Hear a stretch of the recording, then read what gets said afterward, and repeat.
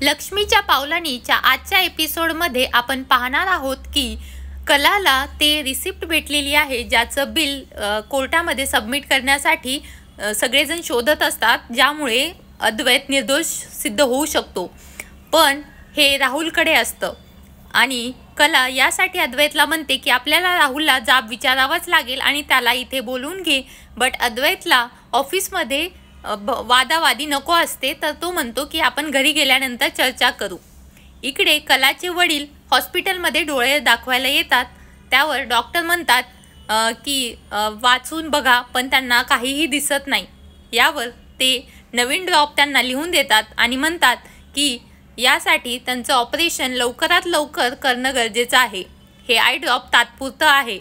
त्यानंतर कलाची बहीण काजू त्यांना पैसे देते आणि ते बाहेर येतात आणि काजूने दिलेले पैसे बघून तिची आई म्हणते की तुझ्याकडे एवढे पैसे कसे आले, आणि ती सांगते की मी माझ्यासाठी स्वतःसाठी बाजूला पैसे काढून ठेवते आणि तुम्ही सगळीजणं माझीच माणसं आहात, तर हे पैसे मी तुम्हाला देऊच शकते.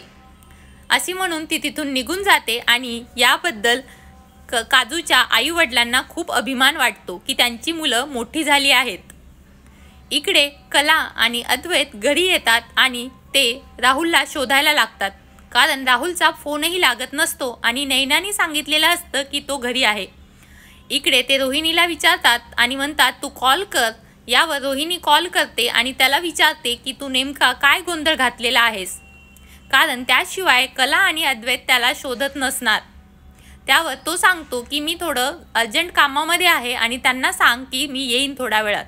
आणि त्यावर हेही सांगतो की नैना त्याच्यासोबतच आहे, कारण ती फोटोशूट करण्यासाठी तिकडे बाहेर गेलेली असते आणि त्याला हे कोणालाही सांगायचं नसतं. त्यानंतर रोहिणी सगळ्यांना सांगते की त्याला थोडंसं काम आहे आणि तो थोड्या वेळात येतो म्हटलेला आहे. आजोबा विचारण्याचा प्रयत्न करतात की नेमकं काय झालं आहे, पण कोणीही त्यांना सांगत नाही. इकडे कला अद्वैतला म्हणते की भाऊ आहे म्हणून तू सगळं त्याला न विचारता गप्प राहू नकोस. तुला त्याला नीट विचारावंच लागेल आणि आपला तपास चालूच ठेवावा लागेल, कारण हे जोपर्यंत सिद्ध होणार नाही की नेमकं कोण हे सगळं केलेलं आहे, त्याशिवाय तुझ्यावरचा आरोप जो आहे तो मिटला जाणार नाही. पण अद्वैत म्हणतो की तो माझा भाऊ आहे आणि मला वाटत नाही की त्याने हे मुद्दाम केलेलं असेल. परंतु कला विचार करते की राहुलने बऱ्याच वेळेस भरपूर सारे गडबडी केलेल्या आहेत, त्यामुळे त्याच्यावर विश्वास नाही ठेवता येणार. इकडे नैना फोटोशूट करते SJ ज्वेलर्सचं, जे की कॉम्पिटिटर्स असतात त्यांच्या ज्वेलरीचे, चांदेकर ज्वेलर्सचे, आणि त्यासाठी तिला 8 लाख रुपये भेटतात आणि तो सांगतो की असेच पुढे कोलॅबरेशनसाठी ते पाहत आहेत. 8 लाख रुपये भेटलेले बघून नैनाला खूप जास्त आनंद होतो आणि ती म्हणते की आता या पैशांचं मी मला हवं ते करणार, शॉपिंग करणार आणि हे पूर्ण पैसे माझे आहेत.